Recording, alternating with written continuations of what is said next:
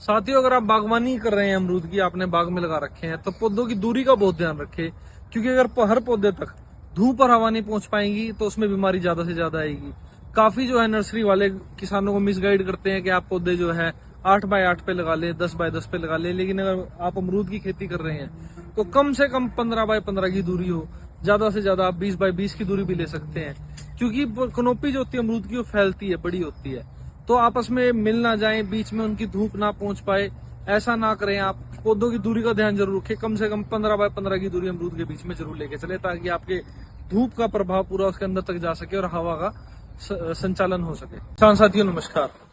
आज की वीडियो में बात करेंगे अमरूद की। अमरूद के पौधे को स्वस्थ रखने के लिए क्या क्या करना चाहिए, क्या क्या उनमें खासतौर पर बीमारी आती है। साथियों, जब आप अमरूद का पौधा लगाते हैं, अमरूद का पौधा जो है उसकी खास बात क्या होती है कि साल में 2 बार फल देता है। एक बार फल देता है बरसात के मौसम में और एक बार सर्दियों में फल देता है। लेकिन अक्सर आपने देखोगे अमरूद के पौधे पर ब्लैक ब्लैक कलर की फंगस जम जाती है, पत्ते हमारे मुड़ जाते हैं। उसका कारण क्या होता है साथियों? उसका कारण होता है उस पर रस चूसक कीड़े आते हैं, छोटे छोटे, जो अपना लार्वा छोड़ के जाते हैं, जिस वजह से हमारे पत्तों पे फंगस आ जाती है और बीमारी आ जाती है। और उससे क्या होता है, हमारे पत्तों पे जब फंगस आने की वजह से हमारी जो फोटोसिंथेसिस की प्रोसेस होती है पौधे की, पौधा जो होता है अपने हेल्दी पत्तों से धूप उस पर पड़ने के बाद अपना खाना बनाता है।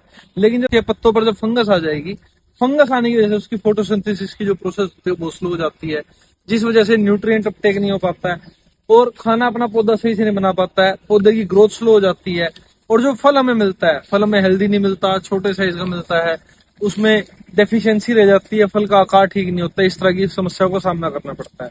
तो साथ ही इन समस्याओं का क्या निवारण किया जाना चाहिए? सबसे पहले तो जब आप फल टूट जाता है अमरूद के पौधे से, उसमें सबसे पहले खाद जरूर डलवाएं। अगर इतना बड़ा पौधा है, 15 से 20 किलो केचुआ खाद उसमें डलनी चाहिए। उसके अलावा और जो जरूरी पोषक तत्व होते हैं वो जाने चाहिए।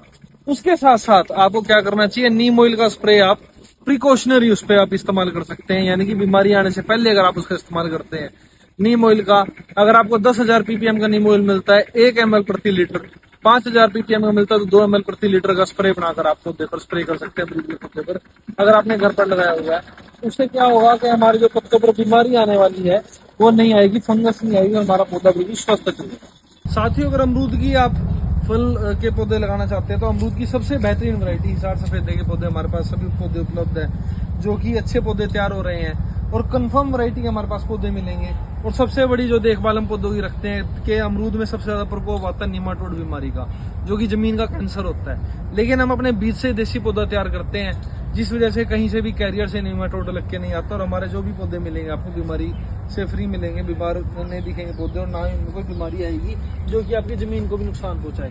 तो साथियों, हिसार सफेदे के पौधे लेने के लिए लवली नर्सरी राणा फार्म पर आ सकते हैं और हमसे ऑनलाइन ये पौधे मंगाने के लिए आप हमारे दिए गए नंबरों पर संपर्क करके सभी पौधे आप कुरियर के माध्यम से अपने घर तक मंगा सकते हैं।